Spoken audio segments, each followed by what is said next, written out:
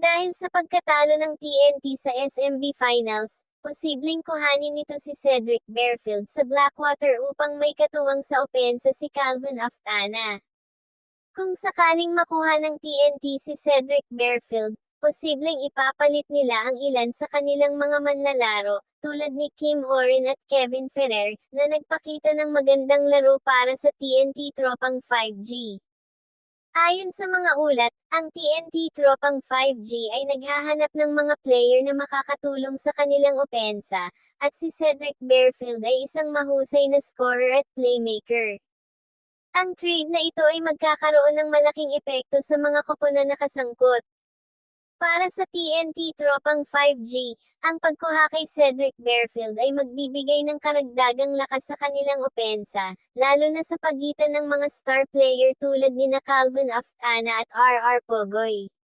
Si Cedric Barefield ay isang mahusay na scorer at playmaker, na makakatulong sa TNT na magkaroon ng mas maraming pagpipilian sa opensa. Sa kabilang banda, ang Blackwater Bossing ay magkakaroon ng mga young guns tulad ni Kevin Ferrer at Kim Oren, na magbibigay ng bagong sigla sa kanilang koponan. Ang mga player na ito ay may potensyal na magpakita ng magandang laro at makatulong sa Blackwater na magkaroon ng mas mahusay na record. Hindi ko masasabi na sigurado ang pagbabalik ng TNT sa finals, pero ang pagkuha kay Cedric Barefield ay magbibigay ng malaking tulong sa kanilang koponan. Ang TNT ay may mga star player na tulad ni Calvin Aftana at RR Pogoy, at ang pagkuha kay Cedric Barefield ay magbibigay ng karagdagang lakas sa kanilang koponan. Gayunpaman, ang PBA ay isang mahirap na liga, at maraming mga koponan ang naglalaban para sa titulo.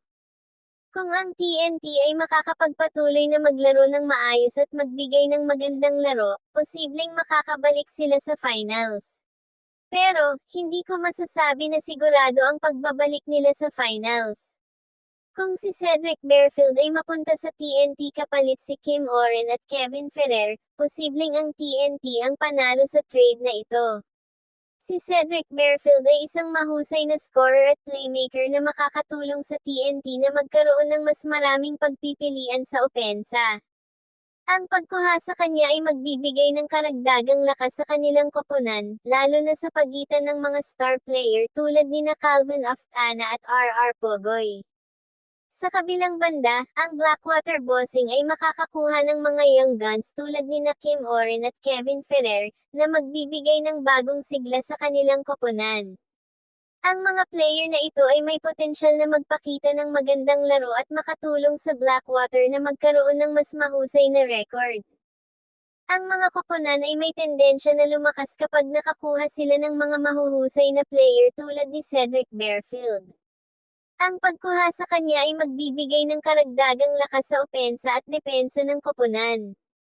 Sa kaso ng TNT, ang pagkuha kay Cedric Barefield ay magbibigay ng mga benefit tulad ng karagdagang scoring options, pagpapalakas ng opensa, pagpapalakas ng depensa, pagpapatibay ng chemistry ng koponan.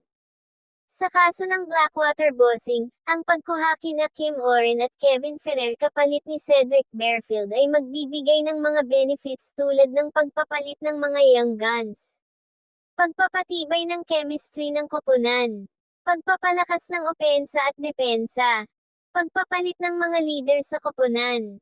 At yan ang ating topic tungkol sa posibleng trade ni Cedric Barefield sa TNT Tropang 5G kapalit kina Kim Oren at Kevin Ferrer para sa Blackwater Bossing. Salamat sa pag-join sa akin sa pag-usap tungkol sa mga latest updates sa PBA. Kung may iba pang mga tanong o gusto mong talakayin, feel free to ask. At kung umabot ka naman dito, paki-subscribe mo naman ang ating channel para updated ka sa mga bagong upload natin dito. Yun lamang po at maraming salamat po sa inyo.